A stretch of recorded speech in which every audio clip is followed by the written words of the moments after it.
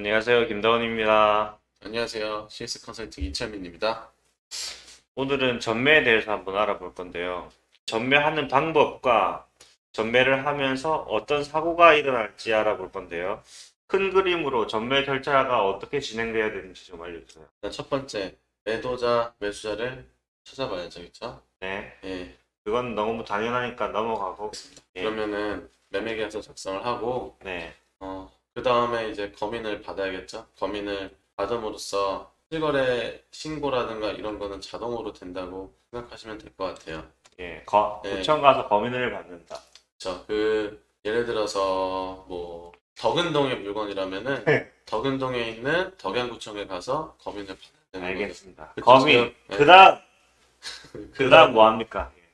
중도금 대출을 이제 승계를 받는 경우가 있고 예. 중도금 대출이 실패한 경우가 있어요. 그러니까 중도금 대출 승계를 위해서 은행에다가 문의를 해가지고 승계가 가능한지 적합자인지 확인을 하고 그리고 나서 시행사에다가 연락을 하는 거죠. 중도금 대출이 가능하니 이제 시행사에 가서 명의 변경을 하고 싶습니다. 아, 그러면 중도금 대출 승계 확인서를 받아야 되나요? 어, 중도금 대출 승계 확인서, 그쵸? 중도금 대출이 이미 되어 있는 경우에는 그렇게 되는 거고요. 만약 중도금 대출이 안 된 상황이면은 대출 승계가 아니고 새롭게 중도금 대출을 받는 거죠. 그 다음 중도금 대출이 끝나고 뭘 하나요? 그 다음에 명의 변경을 해야죠. 시행사에 가서 명의 변경을 해야 되는 건데 정확히 이야기하자면은 근데 분양계약서 원본 또 뒤쪽을 보시면은 그쪽에 또 전매칸이 따로 있어요. 뭐 예. 양수인, 양도인 라고 적혀 있고 전매가 일단은 계속해서 이뤄질 수 있는 거니까 시행사의 이제 도장도 필요하고요. 그렇죠? 그리고 신탁사의 도장도 필요하고 네. 기본적으로 또 시공사의 도장도 필요하고 여러 도장이 이제 안에 들어가야 돼요. 네. 그래서 결국에는 이제 양수자, 양도자가 서로 만나고 필요한 서류들이 또 이것저것 많이 있거든요. 시행사, 시공사, 그리고 신탁사요. 신탁사 도장 3개가 필요하네요. 그렇죠. 일반적으로는 근데 또 양수자, 양도자의 도장이 필요하죠. 예, 알겠습니다. 그리고 명의 변경까지 됐다. 그 다음 뭘 하나요? 사실 명의 변경이 되면은 이제 끝난 건데 한 번의 과정이 더 있죠. 이제 은행에 가서 중도금 대출 승계를 받거나 아니면은 새로운 중도금 대출을 이제 빨리 일으켜야죠. 명의 변경을 하고 중도금 대출을 실행하군요. 네, 그렇죠. 그러면은 끝나고 이거 같은 경우에는 이제 좀 일반적인 경우인데 중도금 대출 다 끝나고 잔금 때에 이제 명의 변경을 하고 싶은 경우가 있어요. 근데 이제 일반적으로는 아무리 그래도 중도금 대출 승계를 한 번은 받아야 되는 경우가 있고 은행마다 또 케이스가 다르고 시행사마다 또 규칙이라든가 이제 그쪽에서 원하는 방향에 따라 다른데 일반적으로는 중도금 대출이 다 끝난 상황이면은 잔금 대출 한 번에 다 끝낼 수가 있어요. 이해가 어렵네요. 네, 이거는 좀 중도금 대출 실행 중이니까 대부분 매매 계약은 중도금 대출 1차가 일어났을 때, 2차가 일어났을 때 그때 이제 많이 하죠. 왜냐면은 중도금 대출이 끝나고 나서 그때 명의 변경을 할 수 있는 그런 기한을 주는데 시행사마다 또 규칙이 달라요. 어떤 시행사는 그냥 아무 때나 명의 변경이 가능하도록 허락을 하는데 어떤 시행사 같은 경우에는 뭐 1년에 며칠 안 준다던가 그런 경우가 있기 때문에 전매 계약을 했을 때 양도자분이나 양수자분 중에 좀 리스크를 느끼는 분은 이제 대부분 새롭게 물건을 받는 양수자분이 위험을 많이 느끼죠. 명의 변경하는데 1년 이상 기다린 분도 있었어요, 사실은. 아, 그럼 제가 정리하자면 일단 분양권 매매 계약서를 작성하시고 구청에 가서 범인을 받고 중도금 대출 승계가 가능한지 확인을 하고 명의 변경을 하고 이제 중도금 대출을 실행하면 끝이 나는 거네요. 그렇죠. 알겠습니다. 네. 그러면 예를 들어서 한번 설명을 해볼게요. 오늘 군포 에이스 W 지금 상황이 잔금일이 지나서 연체 이자가 발생하는 경우인데 여기는 어떻게 진행될 예정인가요? 가정은 똑같아요. 아까 네. 이야기한 것처럼 두 분이서 만나서 매매 계약서 작성을 하고 네, 이제 구청에 가서 검인을 받고 예, 근데 이제 여기 같은 경우는 지금 중도금 대출 승계를 받아야 되냐 말아야 되냐인데 지금 웬만하면 승계를 안 받고 잔금 대출을 받고 그 잔금 대출을 일으킨 은행에서 중도금 대출을 일으킨 은행 쪽에 상환을 하고 그리고 시행사에다가 나머지에 대한 부분을 납부를 하고 끝나는 거죠. 그러면 여기는 중도금 대출 승계를 하지 않고 바로 잔금 대출로 넘어간다는 말씀이시죠? 여기는 그냥 검인을 받고 명의 변경 신청을 하고 그 다음에 잔금을 치는 거예요. 복잡한 부분은 이런 부분이 아니라 매수자 매도자가 조율을 해야 할 부분이 좀 많긴 해요.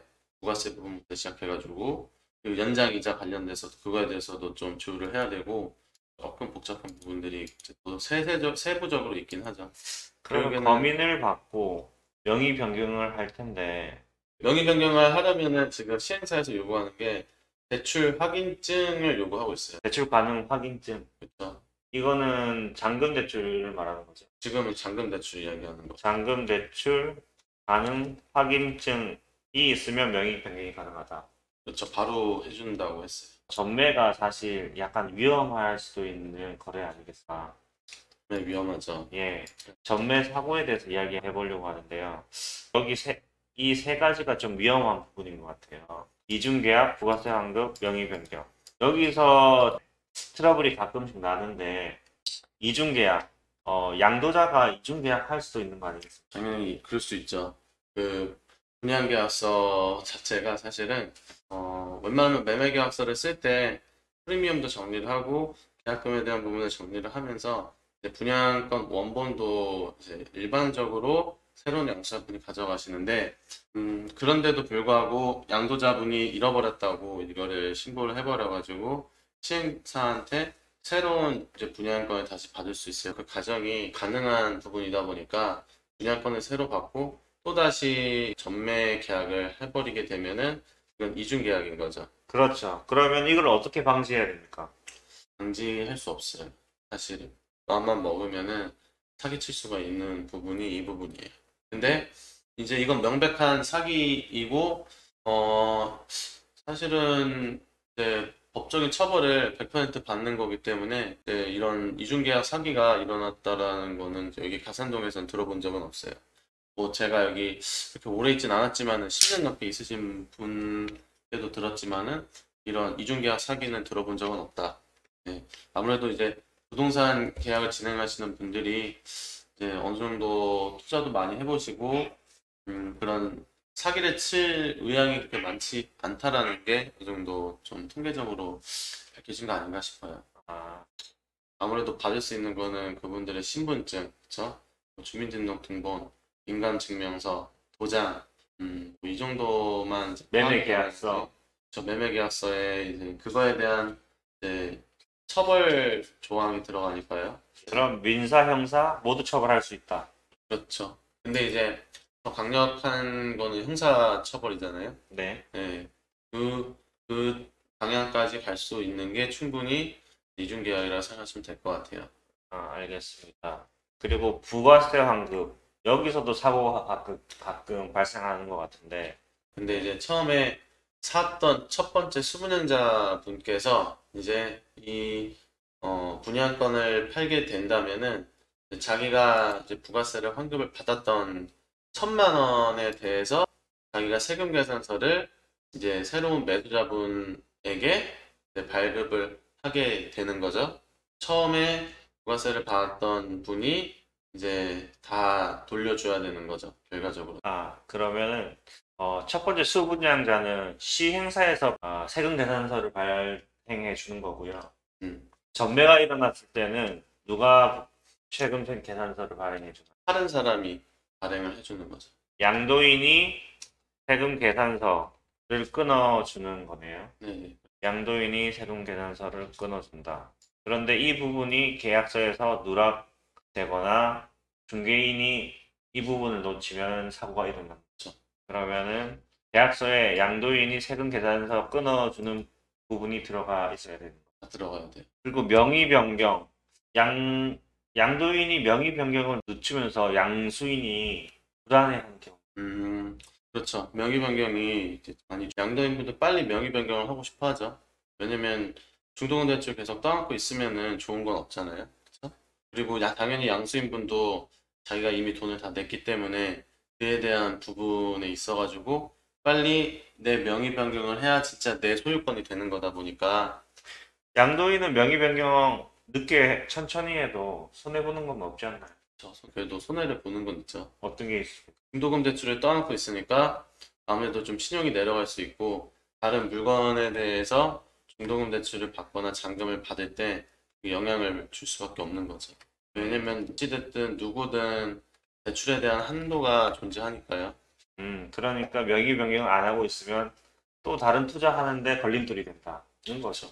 그렇죠. 알겠습니다. 그러면은 마지막으로 항동 오블록은 전매가 어떻게 진행됐는지 좀 간략하게 알려주시죠.